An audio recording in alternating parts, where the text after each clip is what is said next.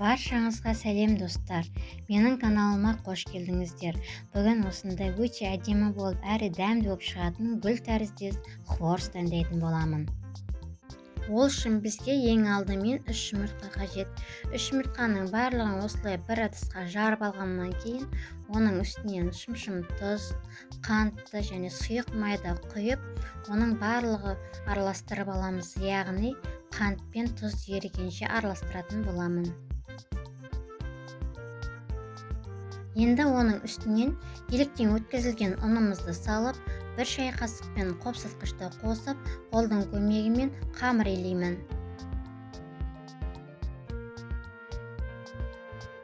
Міне қамырымыз осылай болып шығады. Енді ол қамырды 10 минутқа тындырып қоямыз. Қамырымыз тынғаннан кейін оны 2 бөлікке бөліп алып, дөңгелек пішінге келтіріп аламыз да, бір қамырды салапанға салып, оны алып қоя тұрамын, ал бір қамырмен жұмыс жасайтын боламын.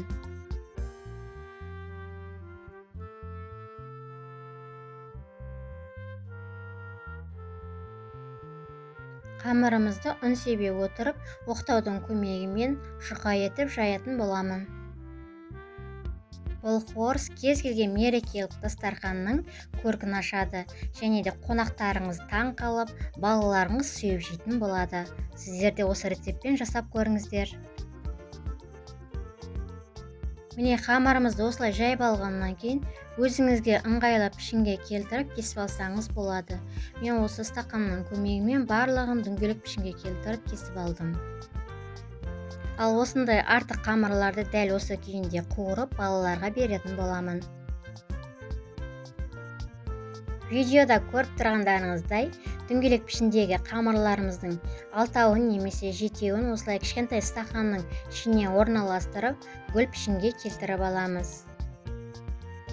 Қамырларды орналастырып болғаннан кейін, оның үстіне жақсылап басамыз. Себебі қуырған кезде қамырларымыз бір-бірімен ажырамау қажет. Мінекей дәл осылай барлығын жақсылап басамыз.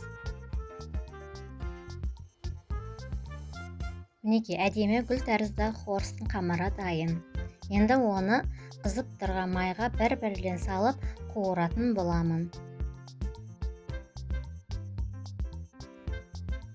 Ең алдымен бір жағын қызарғанша қуырып алып, одан кейін екінші жағын да қызартып қуыратын боламын.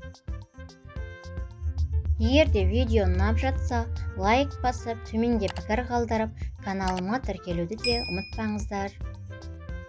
Хворсттың 2 беті де қызарғаннан кейін, сүзгіштің көмегімен барлығын сүзіп алып, майлық қағаз төселген ыдысымызға саламыз.